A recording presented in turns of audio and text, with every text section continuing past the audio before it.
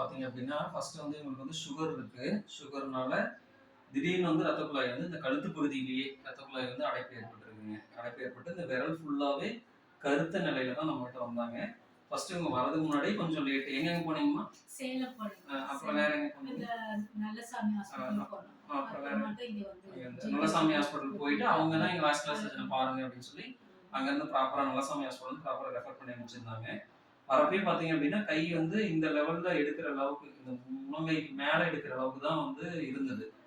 Medicines, admission நம்மளும் சொன்னது எல்லாமே அவங்க ப்ராப்பரா ஃபாலோ பண்ணாங்க. அது என்னென்ன அட்வைஸ் பண்ணுமோ அது எல்லாமே நம்பிக்கை வச்சு ஃபாலோ பண்ணாங்க.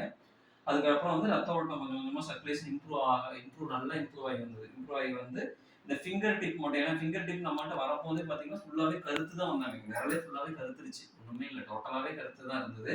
கையுமே பார்த்தீங்க அப்படின்னா முன்கை வரலும் ஃபுல்லாவே கலர் மாதிரி தான் இருந்தது. சர்ஜரி பண்ணக்கூடிய ஸ்டேஜை கடந்து தான் வந்தாங்க. அதுக்கப்புறம் நாங்க மெடிசின்ஸ்லாம் கொடுத்து அப்படியே கொஞ்சம் கொஞ்சமா சர்க்குலேஷன் இம்ப்ரூவ் ஃபர்ஸ்ட் அட்மிஷன் போட்டிருந்தோம். ப்ராப்பரா மெடிசின்ஸ் கொடுத்து சர்க்குலேஷன் அப்படியே இம்ப்ரூவ் பண்ண வச்சு அந்த விரல் வந்து இந்த சர்க்குலேஷன் அப்படியே கிராஜுவலா இம்ப்ரூவ் ஆகி வந்ததுங்க. இந்த விரல் நுனி மட்டும் கருக்கிற அளவுக்கு வந்தது. அப்புறம் திரும்ப சுகர்லாம் கண்ட்ரோல் பண்ணி ப்ராப்பரா அந்த விரல் நுனி வரலுமே கருக்கிறதுக்கப்புறம் அந்த கருத்து போன விரல் மட்டும் எடுத்துட்டு அதுக்கு அடுத்து வந்து ஏன்னா இந்த இது எல்லாமே இந்த கட்ட விரல்லாம் டோட்டலாக போயிடுச்சு. வரப்பே அழுகி போன நிலைமையில தான் வந்தாங்க. அதுக்கப்புறம் ப்ராப்பரா எடுத்து இப்போ இந்த ஸ்டேஜ்ல இருக்காங்க. இதுவும் அடுத்தது வந்து என்னன்னா இவங்களுக்கு வந்து அந்த ஹேண்ட் பயிற்சி ஏன்னா நரம்புலாம் முன்னாடி பாதிச்சிருச்சு. செயலிழப்பு இல்லாம தான் இருந்தது.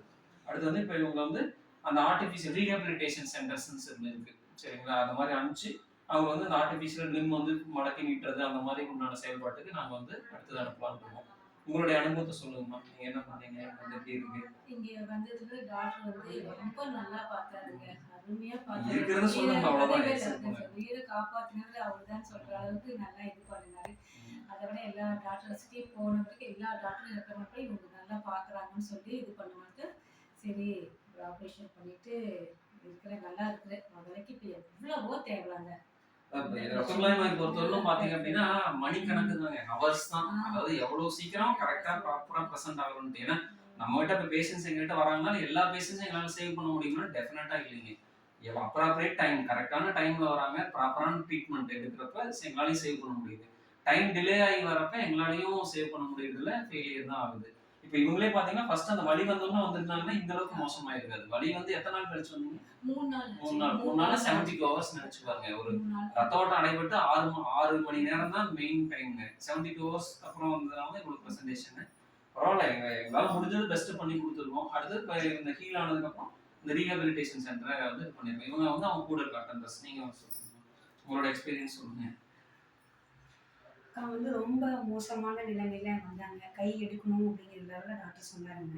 இப்போ சார்ட்ட வந்து பார்த்து அந்த கை எடுக்காத அளவுக்கு இந்த அளவுக்கு ட்ரீட்மெண்ட் பண்ணி அக்காவை கை ஃபங்க்ஷன் பண்ணுற அளவுக்கு வச்சிருக்காரு.